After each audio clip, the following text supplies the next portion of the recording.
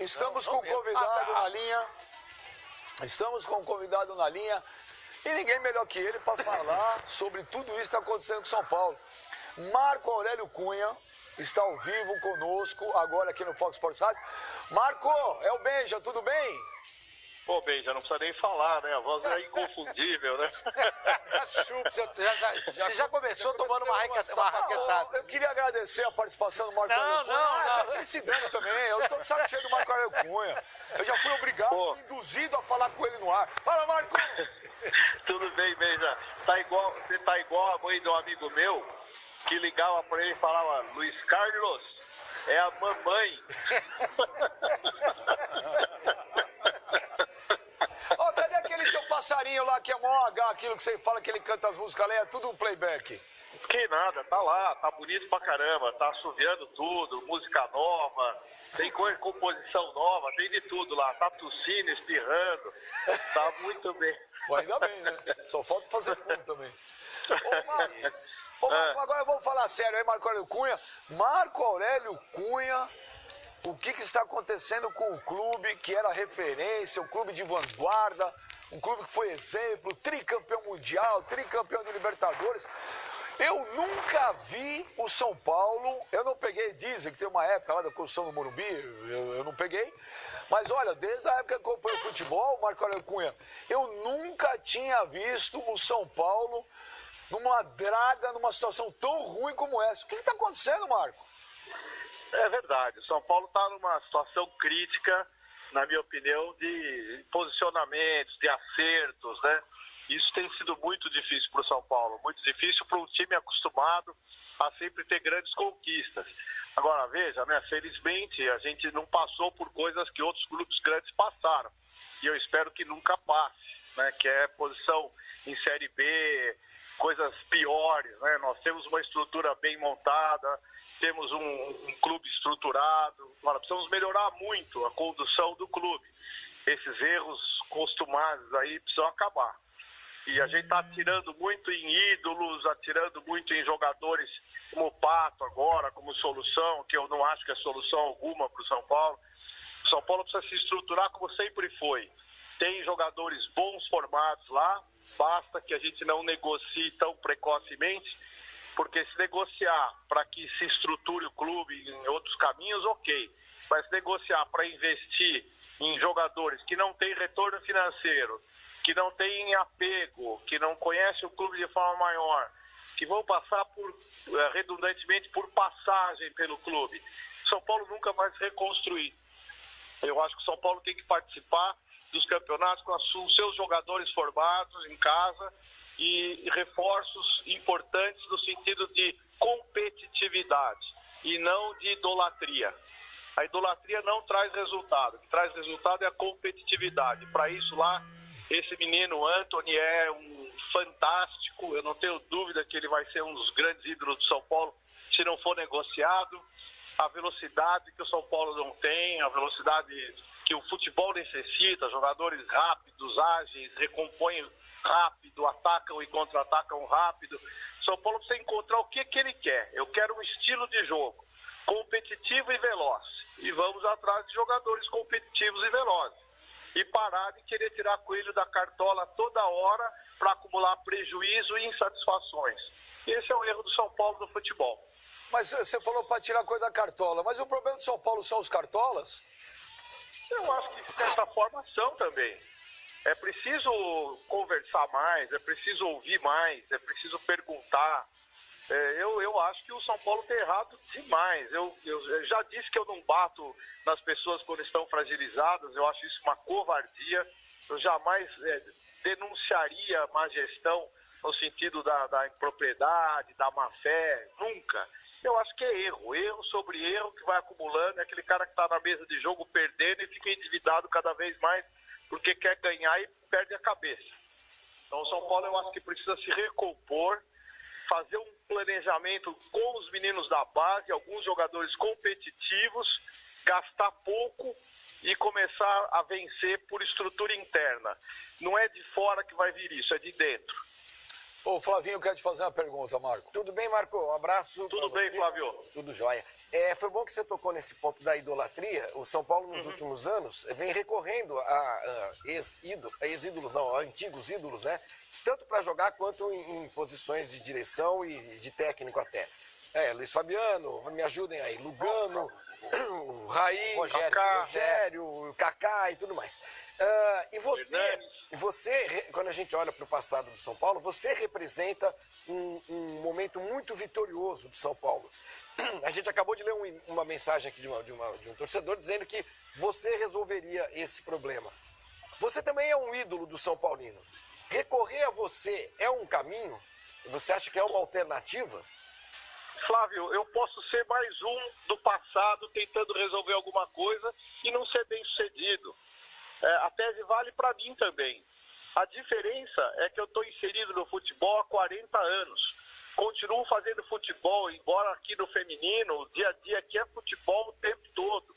Ouvindo novos comportamentos do futebol, novas estratégias, novos negócios, administração rápida, eficiente. Então o futebol está mudando, ele muda com a tecnologia. Tecnologia, você compra hoje um negócio, amanhã não serve mais. O futebol está nesse nível, você está voltando muito ao passado para resolver o problema do presente. Quando eu acho que nós temos que pensar muito maior, muito maior. Eu tento me atualizar. Hoje eu estava no curso de gestão esportiva aqui assistindo uma bela aula. Então eu acho que se as pessoas ficarem em casa ou na televisão, ouvindo programa de televisão também, me perdoe a forma de dizer, para formar a sua opinião, ele não vai ter opinião. Ele tem que ter opinião no terreno de jogo, acompanhando. Tem gente que fala em ser candidato ao futebol, nunca entrou no vestiário. Então eu acho que essa é a questão, você está atuando. O sujeito pode ter 90 anos, se ele está atuando, ele é bom. Agora, se ele está no passado, há 30 anos parado, não há como ele ser bom. Ô, senhor Armani, faz tua pergunta pro Marco Aurélio. Eu sei que você não gosta dele, mas tem que ser profissional. Se tem um cara que eu gosto no futebol é o Marco Aurélio, ele sabe disso. Marco, obrigado, prazer falar com você. Eu queria te perguntar uma coisa. Se você fosse o presidente de São Paulo, você contrataria o Cuca nas bases, nas condições que o Leco o contratou, ou seja, para assumir tempos depois? Não contrataria. Eu adoro o Cuca, quero trabalhar com ele a qualquer momento. Mas para depois, no momento que o São Paulo está, eu acho que é difícil, né? Para ele é difícil, para o São Paulo é difícil, e eu acho que tem que ter uma solução mais rápida para o São Paulo. Estou falando com toda honestidade, e eu adoro o Cuca, acho ele um dos melhores treinadores, e quero muito que ele venha logo para o São Paulo. Ele tem que vir ontem para o São Paulo. Se fosse para esperar para o segundo semestre, sinceramente, o futebol não permite esses caprichos. Então você não contrataria naquela situação o Cuca para chegar daqui 2 meses? Honestamente, não. Pela necessidade que o São Paulo está vivendo, eu acho que não. Ô Marco, desculpa, o senhor manda de novo. Eu falei aqui o seguinte, você falou que a solução do São Paulo, eu concordo, tem que vir de dentro. Gasta pouco, vamos jogar essa molecada, pegar essa molecada e botar para jogar, etc e tal. Eu, até comentei aqui, se fosse o técnico do São Paulo, eu contrataria hoje para dirigir o time de futebol, o Antônio Carlos Zago. O que você acha? Eu não sei responder. Eu acho que ele fez um belíssimo trabalho, está fazendo no Red Bull, mas não sei se ele teria já a maturidade para pegar um São Paulo tão baleado, tão combalido. Eu não sei se ele tem essa vivência. O Jardine tinha? Nenhuma. Claramente nenhuma. Mas isso, o Jardine, que é um excelente treinador e pode ser amanhã um dos maiores treinadores do país, você não pode ter estratégia onde você atua com jogadores sub-20, todos da mesma faixa etária, metodologia de trabalho nessa faixa etária, sub-20, e trazer para treinar over 30. O time de São Paulo é um time de 30 anos, aquele que o Jardine pegou. Como é que você vai, em estratégia, trabalhar com garotos que você faz velocidade, contra-ataque, recomposição, e aquela estratégia do treinador, sabe lidar bem com isso, ganhou tudo com isso, aí se dá um time over, com a mesma estratégia, com os mesmos jogadores, O Quesada, não pode dar certo. Desculpa. Ô Quesada, faz tua pergunta pro Marco Aurélio Cunha. Marco, boa tarde, um abraço para você. Boa tarde, Quesada. Com a sinceridade de sempre. Numa escala de 0 a 10, quanto que o Leco entende de futebol? O brasileiro todo acha que entende futebol. Se eu falar isso, eu vou dizer que todo mundo entende e ninguém entende. Futebol é algo que você assiste. O brasileiro acha que assistir futebol é entender de futebol. O meu Twitter, a minha rede social, a gente tá vendo um jogo lá da Sul-Americana. Aparece um cara que joga no, sei lá, qualquer time aí da Sul-Americana. O cara faz um gol em um time qualquer. Você fala, esse centroavante aí, que bom pro São Paulo e tal. Então, todo mundo acha que entende de futebol. Entender de futebol é praticar futebol. É você estar o dia a dia dentro do meio do futebol. Conhecer treinadores, jogadores, ter relacionamento, ter poder de diferenciação de uma coisa da outra. Eu percebo que há muito desejo de acertar, desejo de conhecer, mas que na prática não se conhece. Então essa é a diferença de quem está atuando. Vou mudar a pergunta então. O Leco conhece o suficiente de futebol para ser presidente do São Paulo? Ele não conhece e o Marcelo Portugal Gouveia também não conhecia. Veja como são as coisas. O problema não é conhecer, é delegar para quem conhece fazer o certo. O Juvenal conhecia profundamente futebol. E o Marcelo delegava ao Juvenal fazer contratações, investigar o mercado. Então o Raí não conhece, né? Porque ele delegou ao Raí a montagem desse time. Quando você faz a crítica de que o São Paulo é over 30, quem montou esse time foi o Raí, não é? Eu não sei o que levou o Raí, as circunstâncias que levaram o Raí. Se eu for julgar o Raí, primeiro eu vou defender o Raí sempre. Porque tenho por ele muito respeito, é um ídolo meu do São Paulo, cara que conhece futebol, sem dúvida alguma. Agora, conhecer o futebol na engrenagem de sustentar um time e as interferências que todos sofrem quando estão dirigindo futebol. Uma coisa é você dirigir futebol, outra coisa é ser presidente do clube. Presidente do clube, conselho, interfere, dá opinião, dá pitaco, vai encher o saco lá no vestiário. Isso cria um clima de insegurança, de confusão para quem está dirigindo futebol. Vem 200 opiniões de contratação, interferências, suaves e fortes. E se você não tiver um poder de decisão, discernimento muito grande, você sucumbe a essas opiniões. Você tem falado com o Raí? Faz tempo que eu não falo.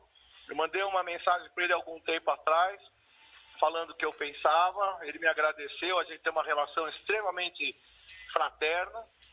Em nenhum momento eu vou aqui falar mal dele.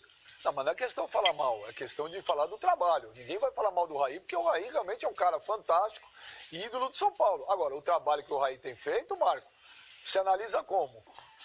Eu acho que as circunstâncias levam a trabalhar bem ou mal. Se você tem muita interferência política, desconforto, você tenta contornar para não desagradar aqueles que estão ao seu redor, que têm o poder político do clube, e acaba sucumbindo entre eles. Então eu não sei se isso acontece lá. A mim me sugere que isso aconteça. O Ricardo Rocha, ontem no site da Fox, falou que ele está isolado. E triste. Eu tive com o Ricardo hoje. Eu vejo o Raí triste. Vejo bastante triste. Claro, os resultados não são bons. Seria o cúmulo se ele não estivesse triste, né? Mas eu acho que talvez falte algo de dentro lá do São Paulo, a alma do São Paulo que está triste.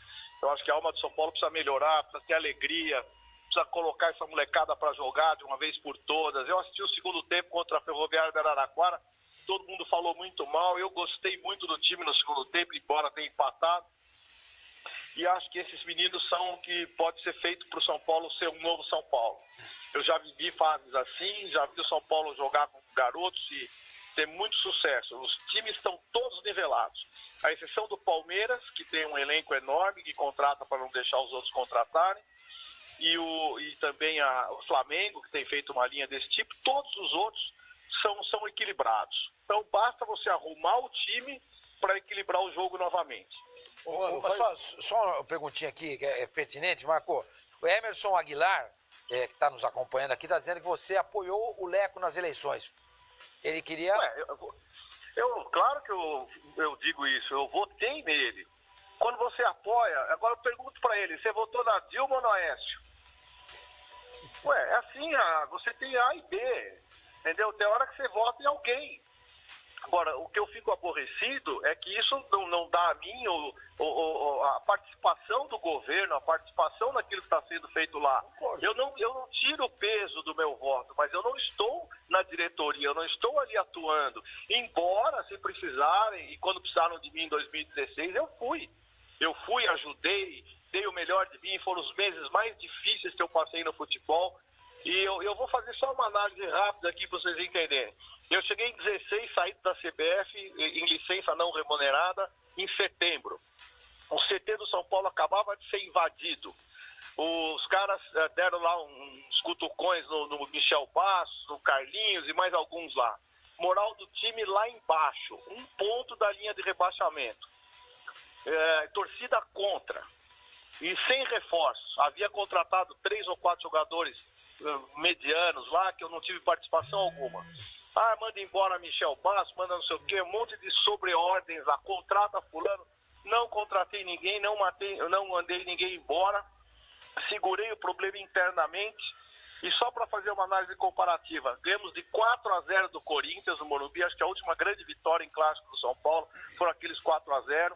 Fiz questão de lançar o Luiz Araújo, o David Neres, Pedro e mais uns aí que agora não me lembro, para que o São Paulo tivesse força e velocidade.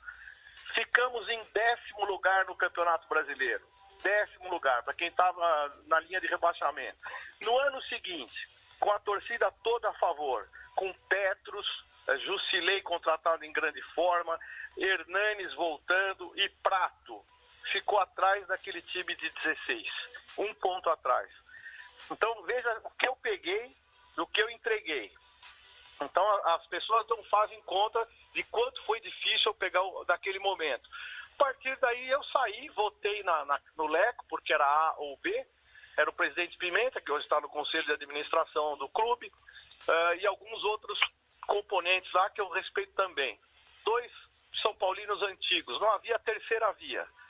Votei no Leco acreditando que ele pudesse realmente fazer as mudanças que eu gostaria que fossem feitas. Ponto. Essa é a minha resposta. Ô, mano, faz sua pergunta. Boa tarde, Marco. Prazer falar contigo. Obrigado, mano. Muito boa tarde. Marco, com relação ao Leco, não dá pra gente fugir desse tema, porque eu acho que hoje o Leco é o principal problema do São Paulo. Qualquer coisa que a gente discuta aqui, Marco, a respeito do que já passou, quais os motivos que levaram o São Paulo a entrar nesse buraco, eu acho que é chovendo molhado, porque a gente já gastou inúmeros programas para falar desses tópicos. Pensando talvez num futuro para o São Paulo, para que o São Paulo possa de fato voltar a respirar e crescer. Inclusive largando aí essa seca de títulos que o São Paulo vive aí há 10 anos praticamente. Marco, qualquer tópico que a gente discuta aqui vai ser um tópico paliativo, ou seja, algo menor. Eu acho que algo macro para que o São Paulo possa mudar radicalmente a sua postura hoje, crescer novamente, passa pela saída do Leco. Pode ser através aí do impeachment, pode ser através de uma renúncia, enfim. Eu acho que o Leco tem que deixar o São Paulo hoje. Eu não sei o que você pensa a respeito disso, mas eu particularmente penso que o grande cara, ele tem que saber reconhecer as suas limitações. O cara precisa entender que ele não deu certo, que ele fracassou. É o momento, Marco Aurélio, do Leco assumir que não deu certo e renunciar ao cargo? Essa é uma pergunta que só ele pode responder. Eu não posso falar por ele. Eu acho que a análise de consciência é de cada um. O que ele possa... Muitas vezes ele está dizendo isso e ele está imaginando que ele vai reverter isso, né? Nós já vimos isso em outras situações, em outros clubes, e as coisas puderam ser mudadas. A minha missão aqui não é tirar o Leco, nem colocar o Leco. A minha missão é ajudar o clube naquilo que ele precisar, se precisar de mim. Eu ajudei quando me chamaram. Eu não tenho participado de absolutamente nada. Não quer dizer que eu vá sair daqui correndo para ajudar o São Paulo. Também não é assim. Mas eu posso muito bem, dentro do possível, ajudar o clube de alguma maneira. Cabe ao Leco. O Leco sai e vem o vice, que há pouco tempo falou sobre ele. Então, o processo de São Paulo tem que ser respeitado. Tem um estatuto, tem um mandato, ele foi eleito de forma legítima, e a gente não pode também agora instabilizar o clube, porque amanhã qualquer presidente que perder, já vão falar que tem que tirar o presidente. Eu acho que essa decisão é dele, é pessoal. Ele tem o poder, ele tem o estatuto, ele tem a legalidade com ele.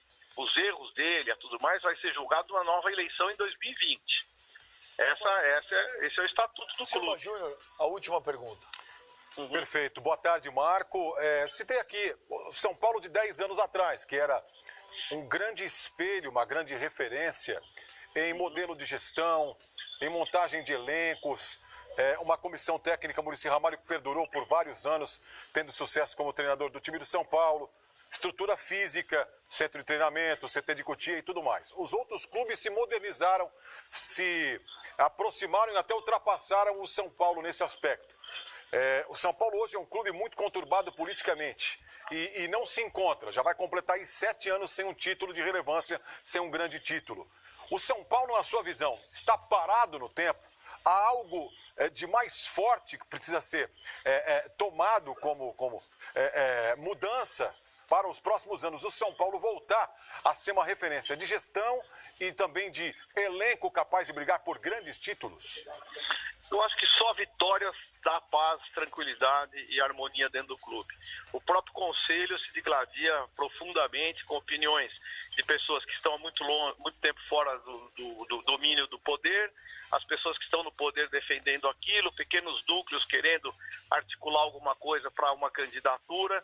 Então essa divisão profunda de opiniões do São Paulo, de sentimentos do conselho, na área social, é que dificulta uma expectativa futura positiva.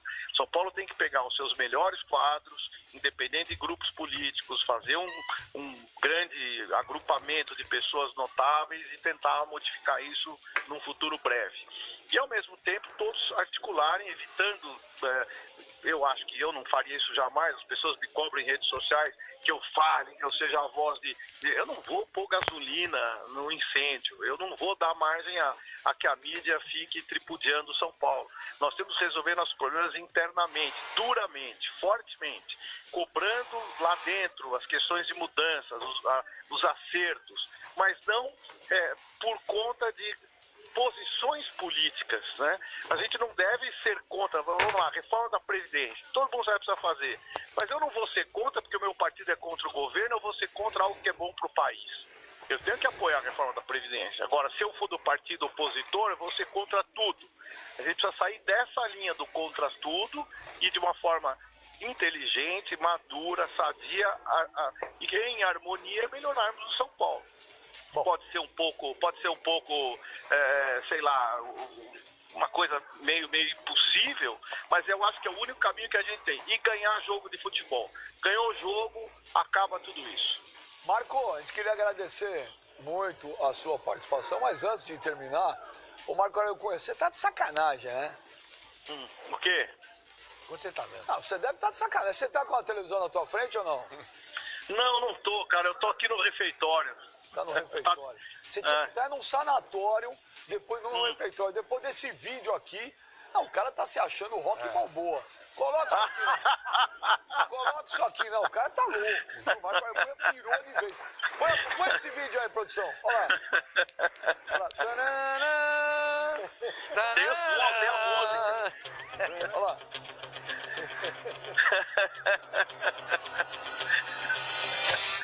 Isso é pra próxima. Quase morreu quando chegou no último degrau, olha lá. Inteirinho.